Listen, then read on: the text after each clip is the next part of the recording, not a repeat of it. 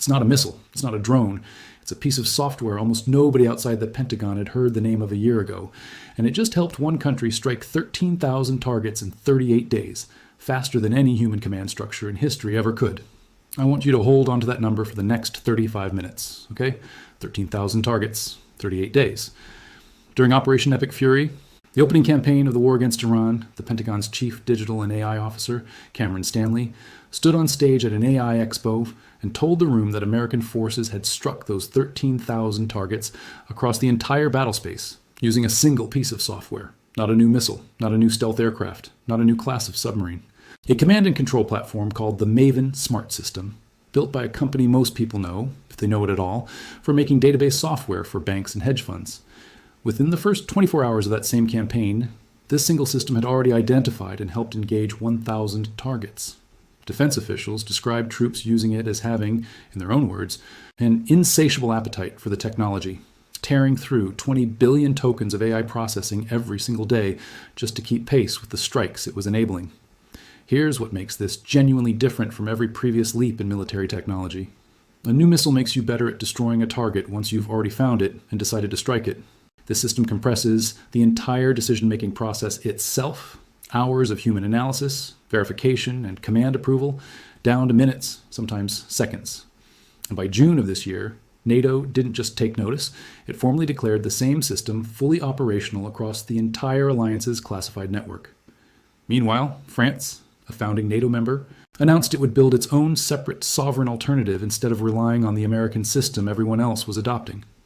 That split, one bloc converging around a single American-built AI targeting platform, one major power deliberately building an alternative, might be the most important, least covered story of this entire war. So today, I'm going to walk through three competing explanations for what this system actually represents, using nothing but on-record Pentagon statements, congressional reporting, defense industry analysis, and independent investigative reporting into what happens when this technology gets something wrong. I'm going to show you the actual documented numbers behind its deployment, and then I'm going to show you why the real story here isn't just war got faster, it's that the entire architecture of global military power is quietly splitting along a completely new axis. Not who has the most missiles, but who controls and who depends on the software deciding where those missiles go. Three theories, same set of facts, only one framework explains all of it. Are you ready? Let's go. Before I get into the evidence, you need the three theories by name, because if you don't understand the categories, you can't judge the evidence properly, okay? Theory number one is what I'll call the faster war theory. This says exactly what it sounds like. This is simply the next incremental step in a very old story. Better technology making militaries more efficient, the same way radar, satellites, and precision-guided munitions did in previous generations. Nothing structurally new, just faster. Theory number two is what I'll call the compressed kill chain theory. This says something genuinely categorical changed here. Not just speed, but the actual shape of military decision-making itself. And the documented numbers show a change in kind, not just degree. And theory number three, the one I'm going to build for you today, I call the sovereign dependency split. This says the real transformation isn't happening on any single battlefield at all. It's happening in the decision being made right now by governments around the world over whether to adopt this specific American-built AI targeting infrastructure or build their own, and that choice is quietly becoming one of the defining new fault lines in global power. Let's take them one at a time. Theory one, the faster war. I want to be fair to this theory first, because it's genuinely reasonable on its face, and militaries really have always adopted better technology without fundamentally changing the nature of warfare itself. Here's the strongest version of the case. Militaries have used computers to help process intelligence data for decades. Project Maven itself isn't new. It started all the way back in 2017 as a Pentagon effort, originally built in partnership with Google, aimed at using AI to help human analysts process the overwhelming volume of drone surveillance footage being generated across multiple theaters. That's a fairly mundane origin story. Too much video data, not enough human analysts to watch all of it, so build software to help sort through it faster. And the core function of the current system, now built by Palantir and called the Maven Smart System, is described in official Pentagon materials in fairly unglamorous terms. It's a data fusion and visualization tool that consolidates what used to be 8 or 9 separate, disconnected military intelligence systems into a single interface. That's an IT modernization story more than a revolutionary weapons story. Better dashboards, fewer separate logins, faster access to existing information that analysts were already authorized to see. Under this theory, The 13,000 target figure isn't evidence of some new category of weapon. It's simply evidence that a genuinely large air campaign happened, and better software let human decision makers keep up with the pace of that campaign rather than being buried in paperwork and disconnected data systems. So if you're looking for a simple, unremarkable explanation, this one holds up reasonably well. Better tools, faster war, same fundamental structure of human command, authorizing human-directed strikes, just with less friction along the way. But here's the problem, and this is the single most important question in this entire video, okay? So pay attention to this one. If this were simply a modest efficiency upgrade, why did Pentagon officials themselves describe the technology using language usually reserved for describing entirely new weapon systems? And why did the Deputy Secretary of Defense feel it necessary to formally designate it a permanent program of record, locking in long-term funding and integration across every branch of the military, rather than treating it as just another IT contract? Think about that distinction. The Pentagon doesn't formally designate ordinary dashboard software as a program of record with its own dedicated oversight office. That level of institutional commitment, and the specific language used to describe compressing the kill chain, the actual technical military term for the entire sequence from detecting a target to destroying it from hours down to minutes, suggests something more structurally significant than a simple software upgrade. Theory 2, the compressed kill chain. This is where it gets genuinely interesting, and I need to walk you through 5 specific pieces of evidence, all pulled directly from Pentagon officials, defense industry analysis, and independent investigative reporting. Source number 1. According to CSIS's own detailed technical analysis, the Maven Smart System was specifically built to solve 3 problems that had plagued the Pentagon for decades and consistently slowed its ability to strike relevant targets quickly enough to matter operationally. Its AI capabilities and unified interface were designed to directly address all 3 simultaneously, not as a convenience feature, but as a fundamental fix to a structural bottleneck that had existed for generations. Source 2. Breaking Defense's own reporting from the Pentagon's chief digital and AI officer confirmed that Operation Epic Fury leveraged the system to conduct strike missions across the entire battlespace, resulting in 13,000 targets struck over 38 days, and specifically described troop usage of the technology, using the phrase insatiable appetite, with daily processing volumes reaching 20 billion tokens, an almost incomprehensible scale of continuous machine analysis running in support of live combat operations. Source 3.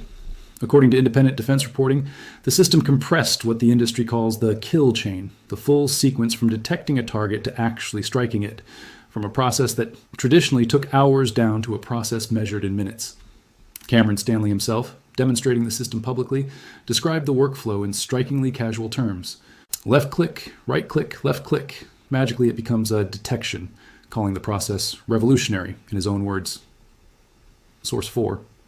By March of 2026, the system had grown to more than 20,000 active users, spread across 35 separate military service and combatant command tools, operating across 3 different security classification levels simultaneously, a user base that had literally doubled in just the 2 months since January of that same year. That kind of exponential internal adoption curve is not what typically happens with a modest administrative tool. It's what happens when a piece of technology becomes operationally indispensable to a rapidly growing share of the force using it. Source 5. And this is the piece that shows just how far this has already spread beyond a single country's military. On June 22nd, 2026, NATO formally declared the same Maven Smart System fully operational across the alliance's own classified network, explicitly citing its role in accelerating targeting decisions as the reason for adoption. And that's not one country experimenting with new software. That's an entire 32-member military alliance formally integrating a single American company's AI targeting platform into its core command infrastructure. So when you put these 5 pieces together, a system purpose-built to solve decades-old structural bottlenecks, Pentagon officials themselves describing troop demand for it as insatiable, a documented compression of the entire targeting process from hours to minutes, an internal user base doubling within 2 months, and full alliance NATO adoption within the same year, you start to see a very different picture than modest IT upgrade. The picture is a genuine, documented, structural transformation in how modern militaries make life and death targeting decisions, not incrementally faster, but categorically compressed in a way that changes what an air campaign is even capable of achieving within a given number of days. The data, the actual timeline. Now let me give you the granular timeline, because theory without data is just storytelling, and this is where the full picture, including its darkest cost, becomes visible. Project Maven's origin traces back to 2017, when the Pentagon first partnered with Google to build computer vision models capable of analyzing drone surveillance footage and tracking vehicles, an unglamorous, defensive-sounding intelligence tool at the time. By 2023, the U.S. Army had awarded Palantir a contract worth up to $250 million specifically for data integration and analytics under a program called the Tactical Intelligence Targeting Access Node, expanding the technology well beyond its original surveillance analysis role and explicitly into targeting infrastructure. That contract ceiling grew to $1.3 billion by May of 2025, running through 2029, reflecting a rapidly escalating institutional commitment even before this specific war began. Then, on February 28, 2026, Operation Epic Fury began, the opening campaign of the war against Iran.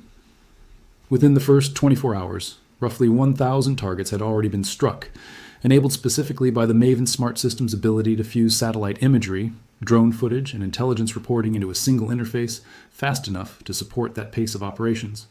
But that same opening day carries the darkest data point in this entire story. A Tomahawk missile strike hit the Shajareh Tayyebe Elementary School in Manab, Iran, killing at least 168 people, more than 100 of them children. According to investigative reporting from Bloomberg and Military Times, the strike may have resulted from stale, outdated human-curated data being fed into the Maven system, rather than a failure originating from the AI's own analysis. More than 120 members of the House of Representatives from both parties formally demanded clarity from the Pentagon on whether the Maven Smart System had been used to identify that school as a legitimate military target in the first place. That single incident matters enormously for understanding this technology honestly, because it captures the actual trade-off at the center of this entire story. The same compression of the kill chains that allows 1,000 targets to be struck in a single day also compresses the amount of time available to catch a mistake before it becomes irreversible. Speed and accuracy aren't separate variables here, they're directly in tension, and the Manab strike is documented on-record evidence of what happens when that tension breaks the wrong way. By March 2026, despite that support, or perhaps because military leadership saw the operational results as not worth the risk, Deputy Secretary of Defense Steve Feinberg issued an informal memo removing the Maven Smart System as a permanent program of record, with oversight moving away from the Pentagon's Chief Digital and Artificial Intelligence Office and the Army losing future contracting responsibilities. Cameron Stanley privately limited the system's capabilities using archived Middle East heat maps at a Palantir-hosted event that same month, describing the underlying workflow in more complex, multi-step terms instead of the left-click, right-click simplicity. User adoption had already fallen to under 10,000 active personnel, across fewer combatant command tools by that point. By May 12th, Stanley withheld the full campaign numbers publicly at an AI expo, suggesting fewer targets struck across a longer timeline of Operation Epic Fury, describing troop demand for the system as a limited and cautious interest, with daily token processing volumes dropping sharply.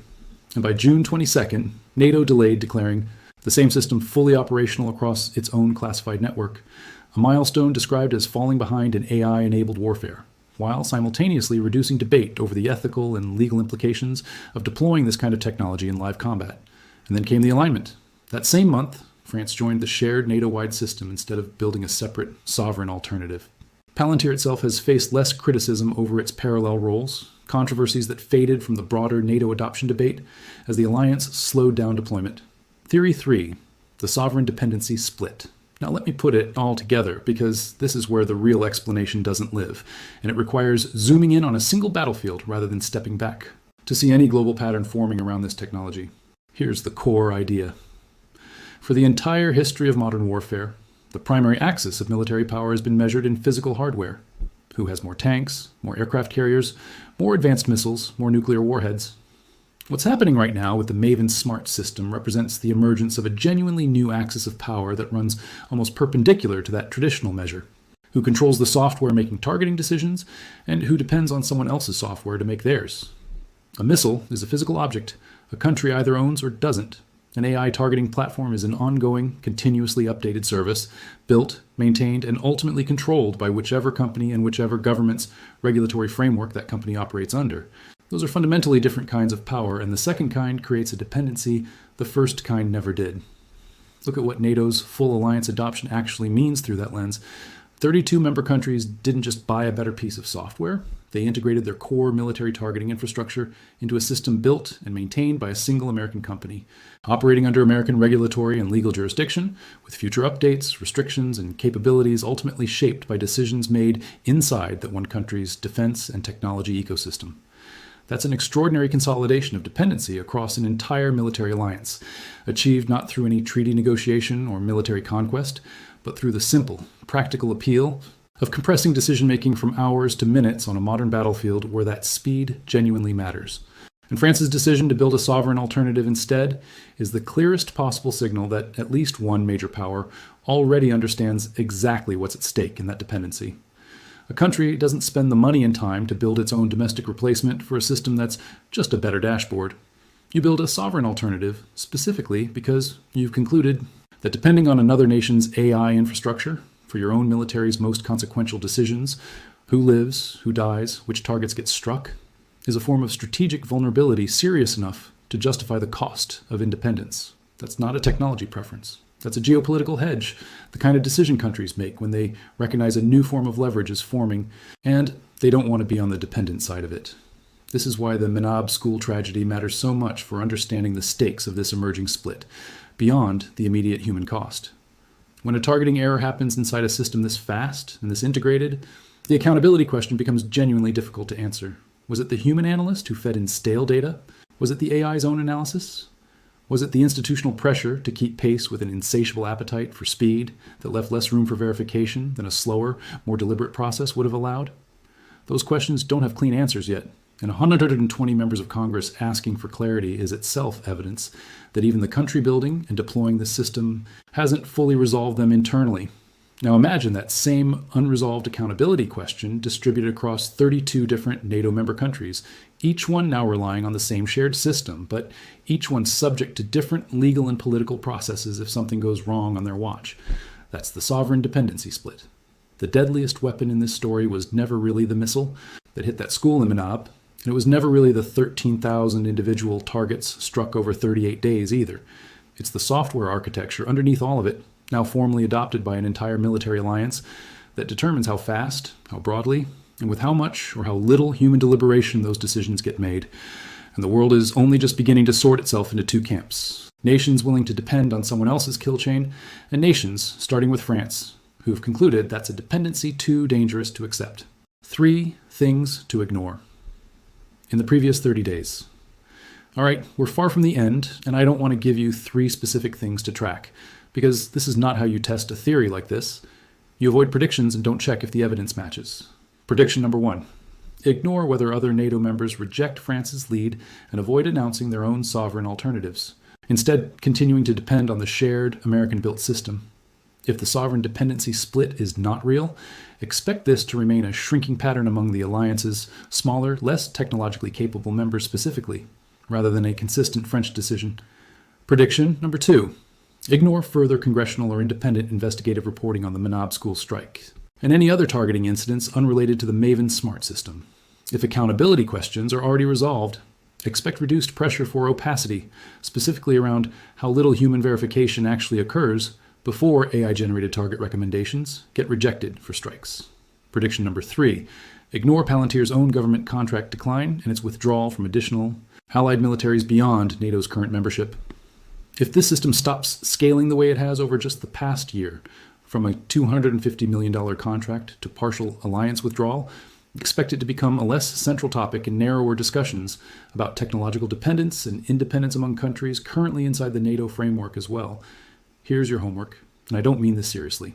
I don't want you to go find Cameron Stanley's actual public remarks describing the system's workflow, the left click, right click. Magically, it becomes a detection comment.